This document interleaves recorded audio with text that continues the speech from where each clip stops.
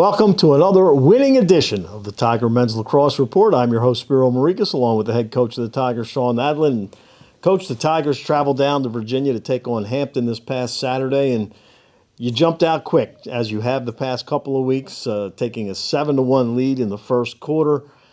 It was 16-2 early in the second quarter. When you're in a game like this, at what point do you start thinking, maybe I need to get my starters out? You kind of feel the flow of the game and try to manage it that way. And again, everybody on our team works hard. All week in practice, those guys are busting their butt. Come game day, typically we're playing 20, 22 guys, so half our roster isn't playing.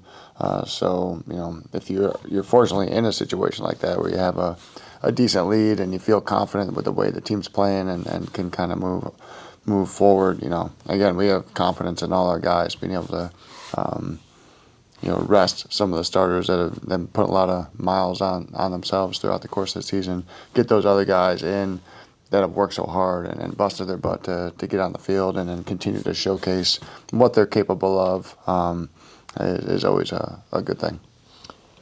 The other thing is, when you look at it from an offensive standpoint, I mean, you were just barraging those guys early. And at what point do you start to say, maybe we should step back a little bit and everybody get a touch, everybody let's work the ball around, and maybe move out of what your normal offense would be? Yeah, it was interesting because we were able to, when we kind of made the big run early, we were able to mix up how we were doing that. Quite a bit of it was unsettled, some transitional type stuff. Some of it was just out of 6-on-6 flow.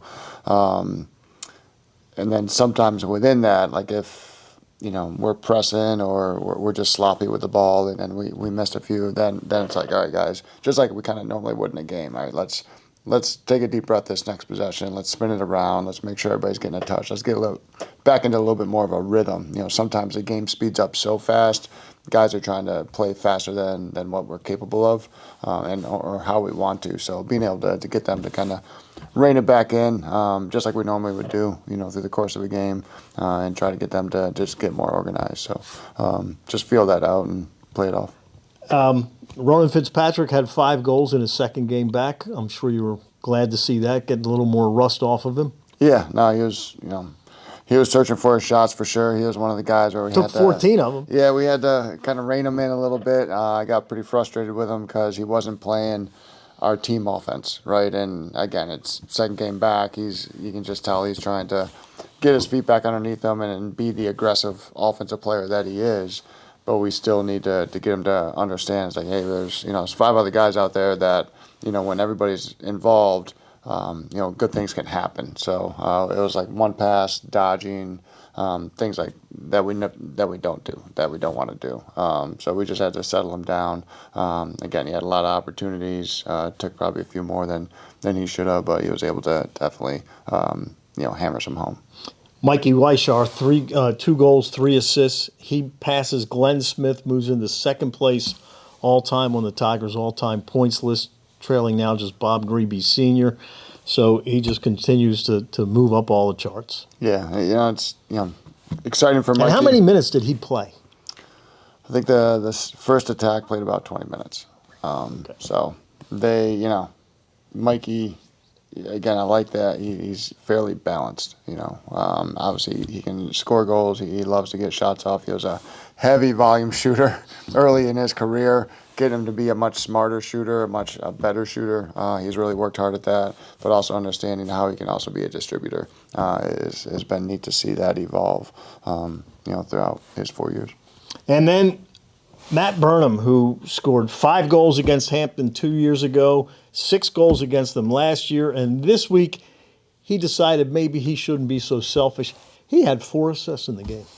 He did. He had 4 assists, but it wasn't for a lack of effort, trying to get in front of the cage and score either. Again, he's another guy coming back from injury, so it's great to see those guys get out there, continue to work hard, trying to play, team offense, and then not get, so focused on kind of what they want to do rather than, we need them to focus on what we need them to do as a team and offensively. All right, this week you stay on the road. You head to Fairfield looking for your 23rd straight conference regular season victory.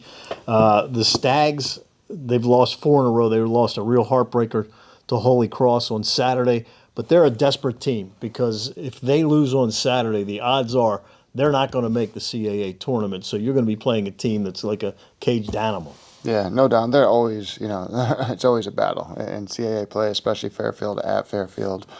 Super talented team. There's no doubt about that. They got experience and talent all over the field.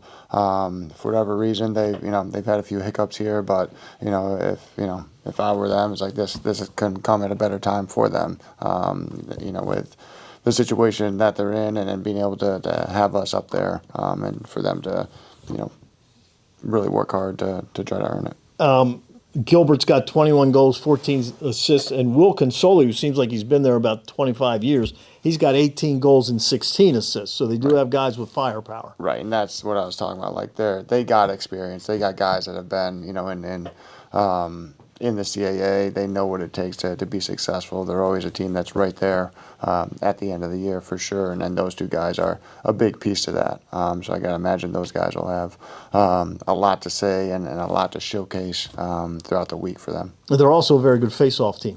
Mm-hmm. Yeah, they got 2 good guys, one local guy and they're different, but one local guy, Davis, who's done a great job for them, and he's quite versatile as well.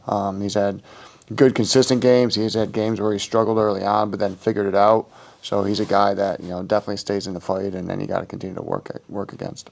All right, so the Tigers take on the Stags Saturday at noon. Game will be on Flow College. So for the head coach of the Tigers, Sean Nadlin, I'm Spiro Marikas. Thanks for tuning in to another edition of the Tiger Men's Lacrosse Report.